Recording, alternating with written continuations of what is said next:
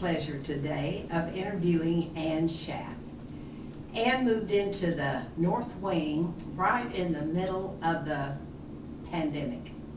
She came sort of unconventionally. She came from skilled nursing through assisted living, and by the time she got to the independent living, we were locked down, and she didn't see a soul. Meals were even being delivered to the apartment, so poor Ann didn't meet anybody for a while. But as a testament to her strength, once they lifted restrictions, she hit the halls, she joined the exercise groups, she joined the Domino Brigade, and she made lots of friends, and she's always up for lunch. So we're going to see where that strength comes from.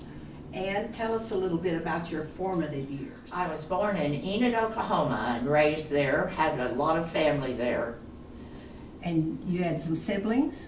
I do. I'm the second of 4 children in our family.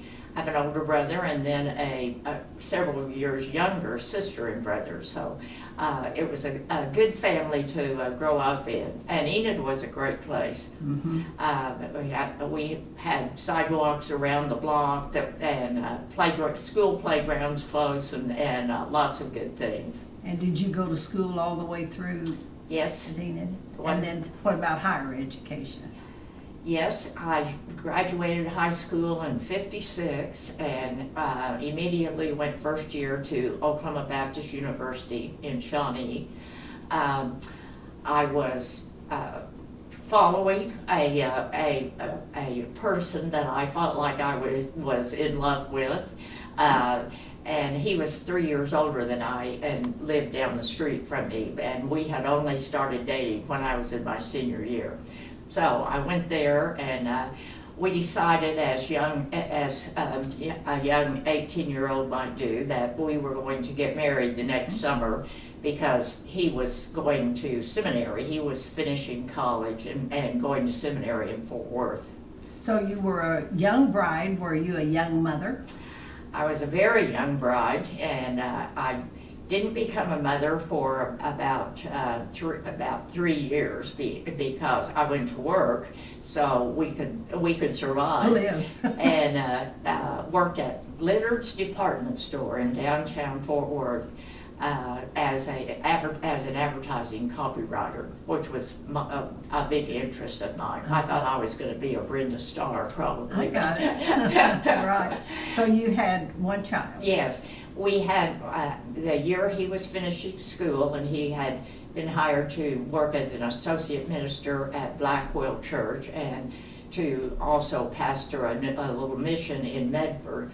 And so our son was born that year in 1960, and that was the year that Bob finished his seminary training. Well, do you have any grandchildren? I have 2 grandchildren. They are, and I'm so fortunate because they both live here. And I have a granddaughter who is married and I have a great granddaughter whose name is Emmy, and she's going to be 2 years old next week. And they are expecting a second one who will be here in May. My grandson isn't married, but his fiance just finished nursing school, and so I don't know what their plans are, but I'm really glad they live here. So your husband was a minister, and so where did he minister? He was, that year, unfortunately, he had Hodgkin's disease a little bit earlier in his life, and thought it was in remission. He had had no problems for a while. Unfortunately, they came back, and at that time they did not have all of the medication that to be able to control it. So unfortunately, he passed away when our son was about 1.5, and so which was, now they can control Hodgkin's disease, so that's a good thing. But that unfortunately left me with a need to get a job So what did you do then? Well, I looked around, and I went to Enid at first as a place to camp out at my parents'. And I was fortunate enough to be referred to a job in Oklahoma City at Baptist Hospital. And I interviewed. I was interested in it because they had daycare at that time. They had a daycare center on the grounds. And it was run by a really fantastic woman who was a teacher. And anyway, I was fortunate enough to get hired. My very first job with them was secretary in the administrator's office. And at that time, an interesting thing, I don't know how many will remember, but Baptist was one building and the front door faced the west. And so then it had 188 beds compared to the 600 and some that it has now. So you're a young widow, a young mother, starting a new career.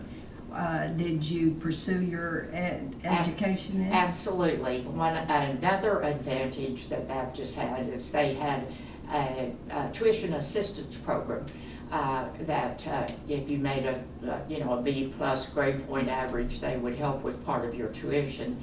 So when my son got to, he was ready to go to junior high, I went back to school and at OCU and at night. So I worked full time and went to school at night for 7 years.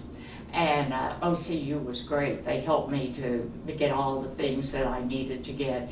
And I got a degree in, they called it mass communication, which is public relations and advertising and so forth. So putting a useful bit to being a reporter.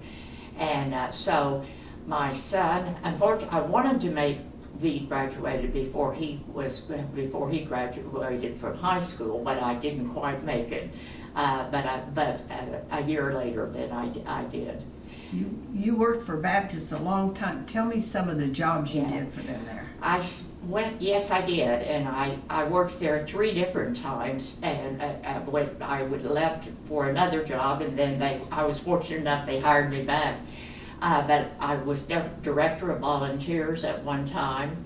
I was director of all communications at one time, which included a weekly newspaper, an interior newspaper, and a magazine on a quarterly basis put out for the board. So that was a great opportunity. When I was did the volunteers, we had junior volunteers in the summertime, and that was a really interesting program to work with. Then I became, we needed, at Baptist, we needed primary doctors. Yes. Because we had, the staff there was built of specialists, so you need a lot of primary physicians and plus, there was a shortage of primary physicians out in the outlying areas of Oklahoma as well as in Oklahoma City.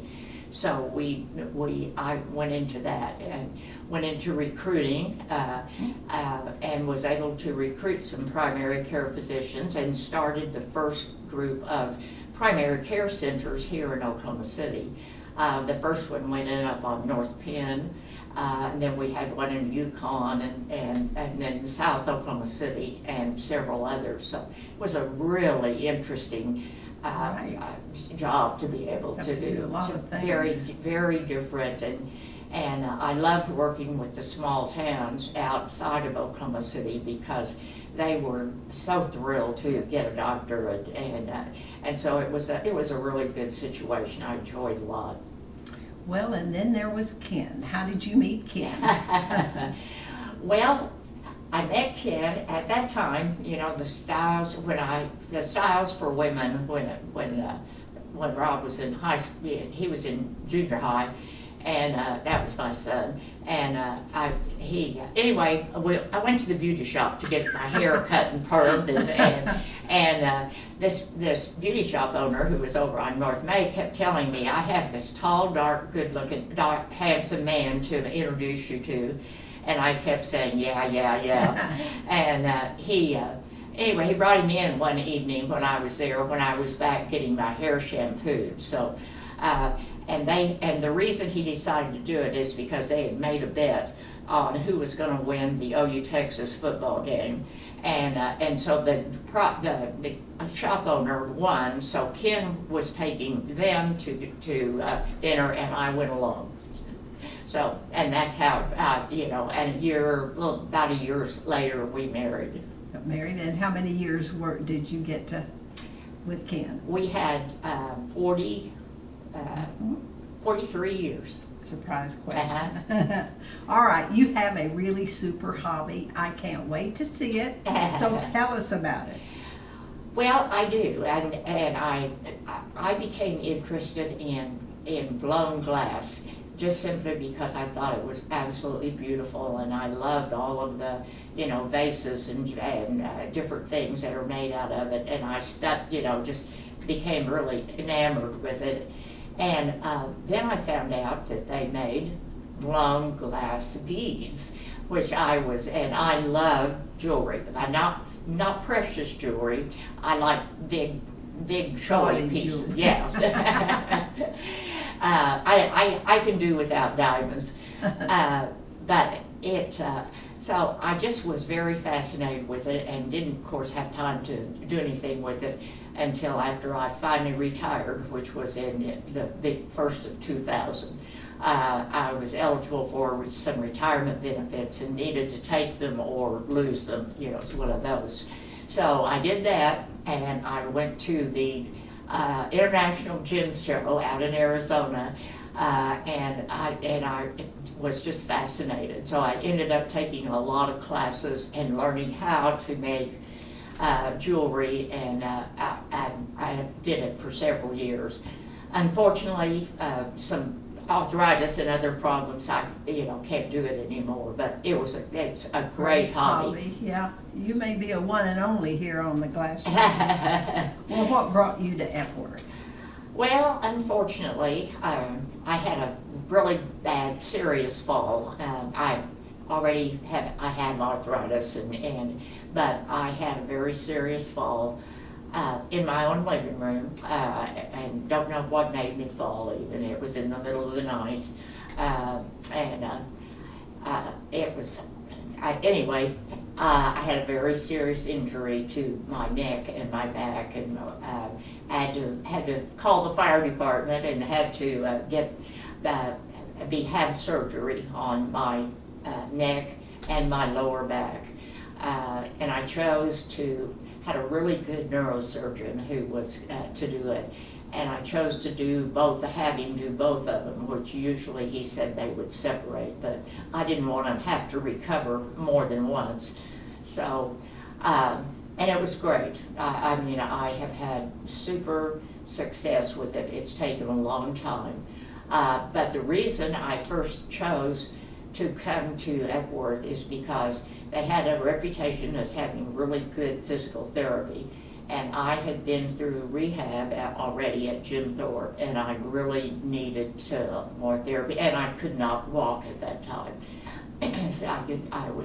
So I came into assistant, and I have nothing but good things to say in appreciation, because the therapy was wonderful. And you've seen all levels, almost. Absolutely, just about. Right. And I just was determined. I've always been very active and love to walk. That's my exercise of choice. And I was just determined I was going to be able to walk. So. Well, we are glad you're here, and Thank you so much, Ann, for sharing with us today. I see that strength. Now, how about lunch? All right.